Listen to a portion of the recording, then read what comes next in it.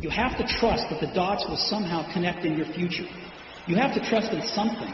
Your gut, destiny, life, karma, whatever. Stay hungry. Hungry. Foolish.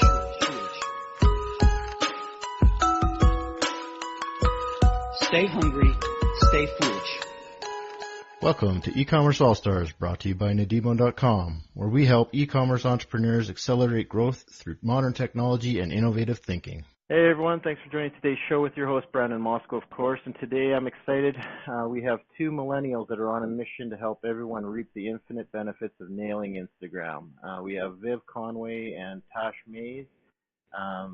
They have over 200,000 net followers on Instagram, and they've done some really, really cool things. I think Viv herself has successfully built her own sportswear brand on Instagram. So it's really relevant what they're going to talk about today, and I think I'm excited. I'm very excited to have them on the show. So thanks for joining us today, ladies. Thanks for having us on today, Brandon. Yeah, we're happy to be here. We're very excited to be here. Yeah, that's great. We've tried before, and I had to cancel on you because I had gotten sick and all of that, but I'm well now, and I think we're going to really rock this show. I'll be completely blunt and honest with you. I have an Instagram account, but that's about where it begins and ends.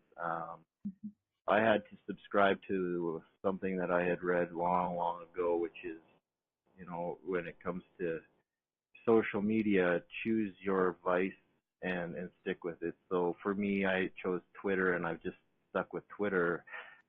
Now, when you talk about e-commerce crowd, I believe very strongly that they need to be on Instagram. Some are, some aren't.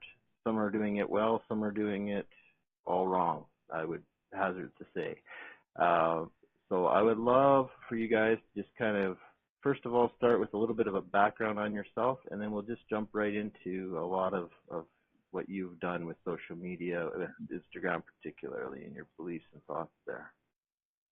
Yeah, perfect. So both Viv and I co-own ASA Graham, which is an Instagram specialist company. We both have come to Instagram from different ways. I've come more from an influencer route, and Viv's come more from a e-commerce brand, sportswear brand route. But now we help people from all different industries grow on Instagram. But yeah, Viv's probably going to have a little bit more insight for this conversation around growing a brand, like an e-commerce brand on Instagram, and then the powerful sort of ways to grow and effect it can have on your business. And I suppose we were both essentially at university at the time, or college, and like Tash mentioned, she was building an influencer profile, so she wanted like a global portfolio.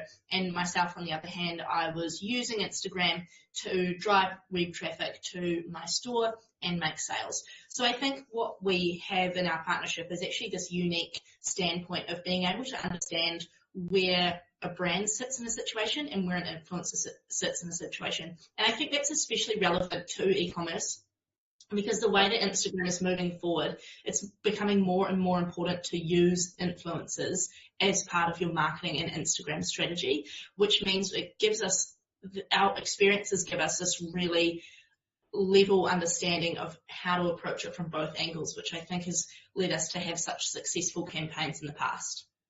Yeah, well, it's interesting that you say that too, because I think influencers and influencers bring a lot to the table as well, from a very different and unique perspective. I mean, I'm an influencer for various companies on my Twitter account, but it's a different game when you're doing influential type stuff, as opposed to building a brand. But the two together can be such a powerful instrument.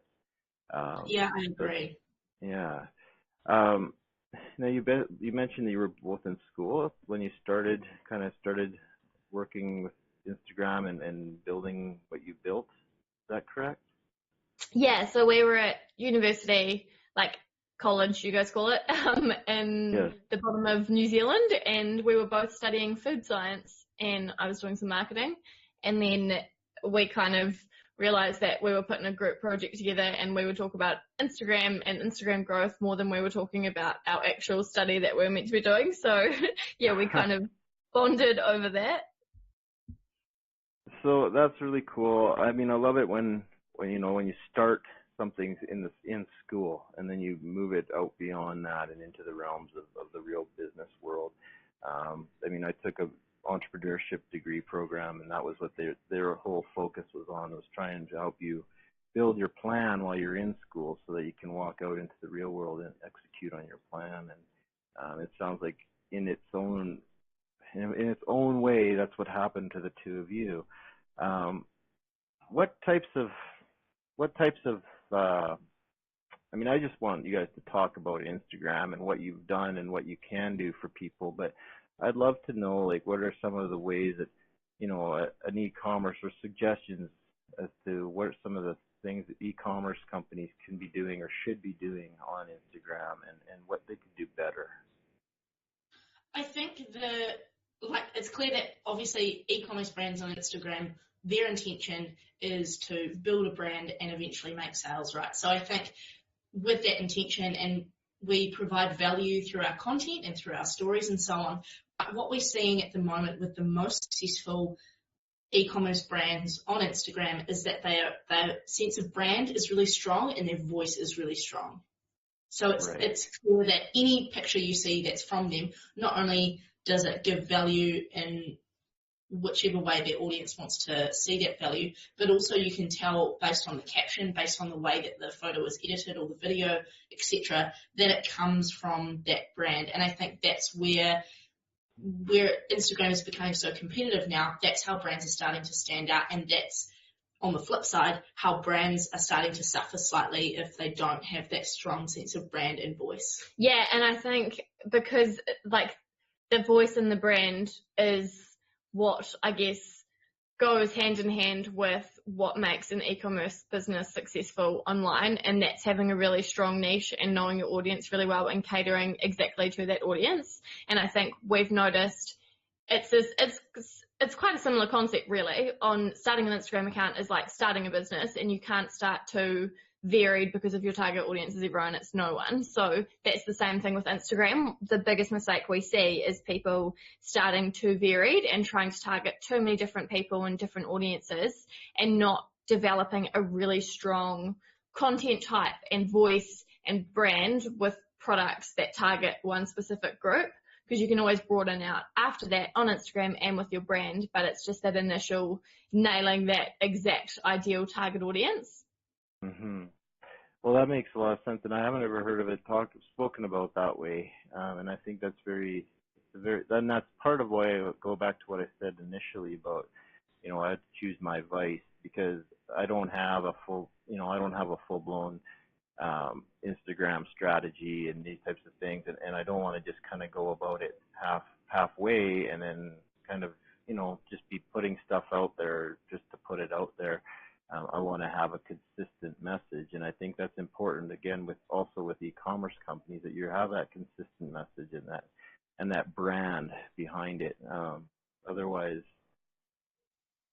yeah, just that's my belief as well. And I think you guys, you articulated that in an interesting way of building your, kind of like what you said you guys were talking about more in school, was building your Instagram account as opposed to building your business. So very interesting. I'm rambling a little here today, but. No, I think you're right. And I think we've realized over the couple of years that we've been running this business of just how powerful it is in this day and age of building an audience, and how that's such an asset to any brand, and that kind of comes first.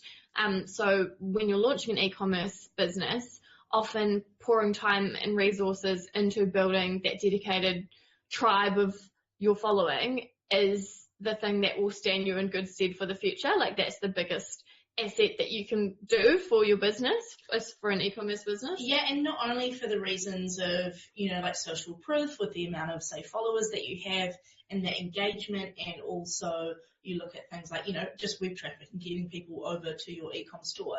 It's also about, like Tash says, that audience is just so powerful in more ways than just sales. So whether that is feedback on upcoming products, or, what would you like to see more of? How did you find our latest product? Like, that instant feedback is just such a unique opportunity that Instagram has given us that in the past we haven't necessarily been able to see much of. It's so easy to get that feedback as well versus, say, a few years ago when maybe you only heard about the bad feedback. We Right. now have the option to get both the good and the bad and the, the preferences and so on, which is that's what's so exciting about building that audience. Well, that's actually a very good point. Who was that who was speaking there? This is Viv. That was Viv. Okay, Viv. I think you made an excellent point there, because a lot of what, that's one of the powers of social media, especially now, that people are maybe just starting to realize or just starting to tap into. But I've had people on my show that have been trying to do this sort of thing for many, many years, even before Facebook and that sort of thing. And that is asking people for the feedback, because that feedback allows you to create a better value, and it allows you to essentially determine what people are craving and what their needs and wants are. And so you're only able to strengthen your brand and your loyalty with your customers when you're able to get that type of positive and negative feedback from them. Exactly. And in the past, that may have looked slightly different in terms of, and it still would look similar, but that may have actually meant that you'd have to get outside, like physically find those members of your target audiences. I'm not saying that, like focus groups and so on are over, but I'm just saying that Instagram gives such a big advantage in terms of like ease of access literally to your target audience. Like, your followers, and the majority of them will be your perfect target audience. Right. That's excellent. I'm curious if you could give us, I don't know, three. Let's just start with three, tips, like real world tips for building a powerful and engaged audience on Instagram. I think, so we'll go to like the basics of sort of Instagram optimization, because the fastest way to grow for an e-commerce brand is actually using strategic influencer marketing and doing big giveaways. But for just key tips on having a good Instagram and growing, I would say optimizing your profile and content coming first, because that's the best way to portray that really clear voice that we were talking about. So actually investing in content and thinking it's not an afterthought, it's actually all of the content that you put on your profile is a direct reflection of how people are going to see your brand and how your brand is going to be portrayed. So I often find it quite crazy when these big brands are posting, or even smaller brands are posting really average content, when I'm like, that is literally you putting out to the world what you want people to see your brand as. So I think investing in content is a big thing that I'm passionate about. The second thing is hashtagging correctly. So Instagram offers these ways of discoverability, and they really want you to use hashtagging because that helps strengthen your position in the algorithm, and it helps Instagram understand what you're trying to say. So we recommend using 30 hashtags because Instagram gives you the option of using 30 hashtags, and just having a specific list that you can tweak to whatever your type is that you're posting, having that list in your notes on your phone, and then when you post the photo, you post in the first comment those 30 hashtags with all of those relevant hashtags. And the only reason we say to post it in the first comment is so that it doesn't distract from whatever your caption is.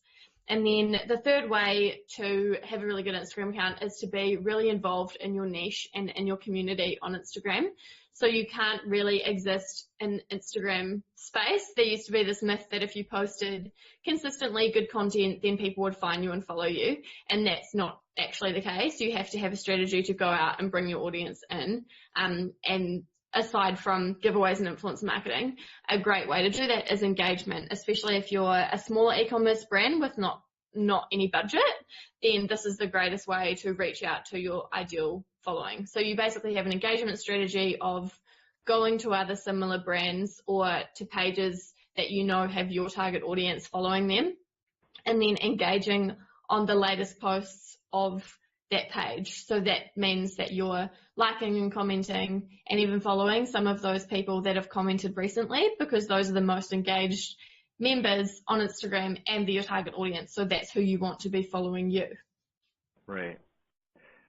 That's rather interesting to me because it's similar. There's similarities to Twitter, which I've had some people on the show about Twitter before, and I just talk about Twitter because that's my place. But let me just recap what I heard. I heard optimize your profile, invest in the content, use your hashtags correctly, and you gave some good tips on how to use those as well. And be engaged, be involved. Now, you also mentioned very briefly, at a higher level, you just quickly brushed all over it, but influencers and giveaways. I'd love if you could just elaborate on that a little bit. That would be fantastic.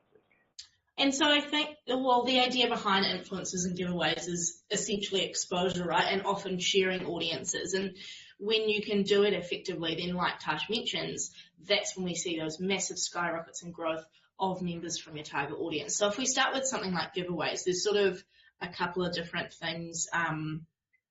What we like to call it is like the ACE method in terms of running a giveaway. So we want to say, number one, attract your target audience. So when you're going to have a giveaway, make sure that it not only looks massive, but it also attracts your target audience. So that doesn't necessarily mean that you have to only give away your product. It could be that, say you had a makeup brand, then you would also buy, maybe you had some, like maybe you had a skincare range, for example. You might also give away some makeup, some false eyelashes, anything that you can identify that your target audience would be interested in. And so then lay it all out and make it look absolutely massive. So not only are you attracting your target audience with what's actually in the giveaway, but you're also attracting them in terms of when they're scrolling, they're going to stop scrolling and they're going to look at it. Right. The next part of that is just making it as easy as possible. Collaborating with up to one, maximum two other accounts. So whether that be influencers or other brands. So the reason we say only up to two others is because when we're asking people to enter, we want to make it as easy as possible for people to enter the giveaway.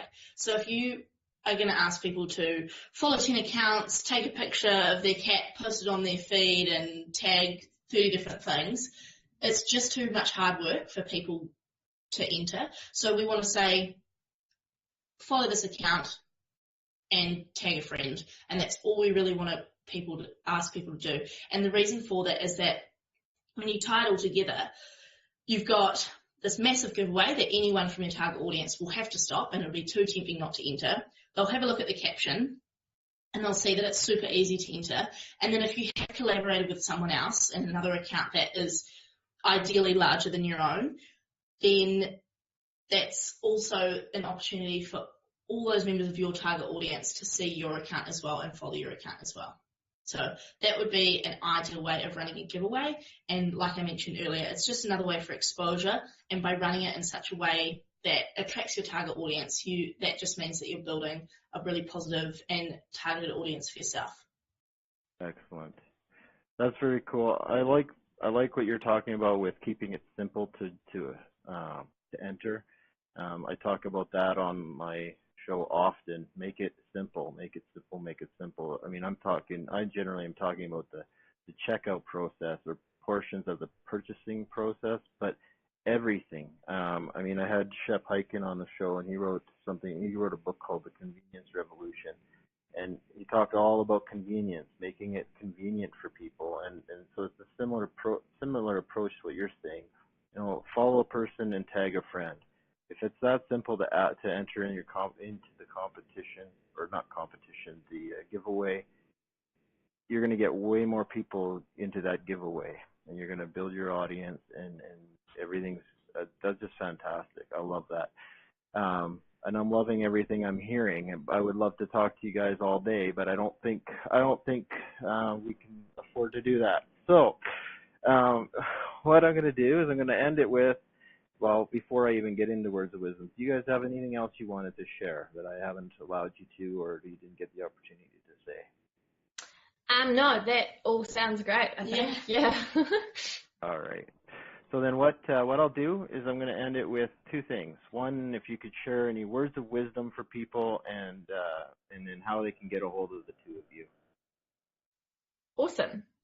So, do you want our words of wisdom? Yeah, words of wisdom. Okay, oh no. Okay, you can go first, Vivian. I think I'll base my words of wisdom off something that we, like common problems that people often have. So I think often we come into contact with a lot of people who figure that Instagram is a massive time suck, or they feel like, they didn't get started early enough. And the best advice that I could give personally would be to say that there is no better time to start than now. And if you are struggling with it, then keep going. Listen to something like our podcast, ASA Graham podcast, because we've got so many tips in there to make it not a time suck. It shouldn't have to be something that sucks all your resources. Instagram should be something that, yes, you put effort into, and yes, you, take pride in your work and provide value. And it does take effort, but it should also be something that you get that time and effort back from. And in terms of e-commerce, that should then mean sales. Yeah, and I'm gonna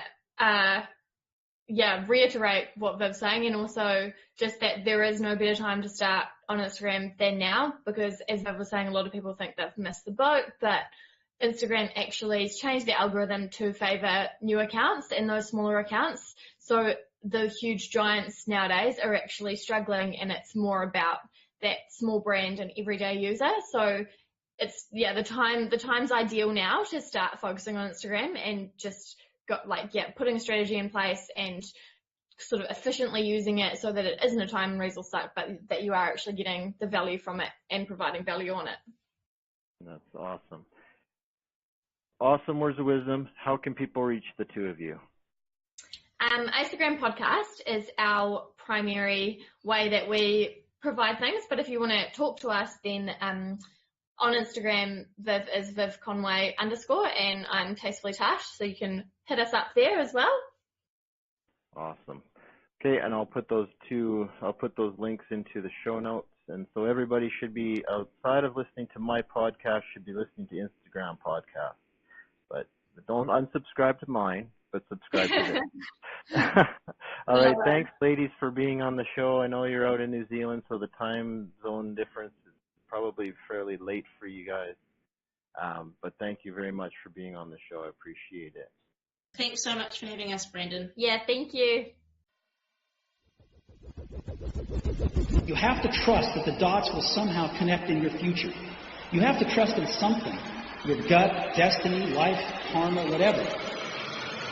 Stay hungry. Hungry. Foolish.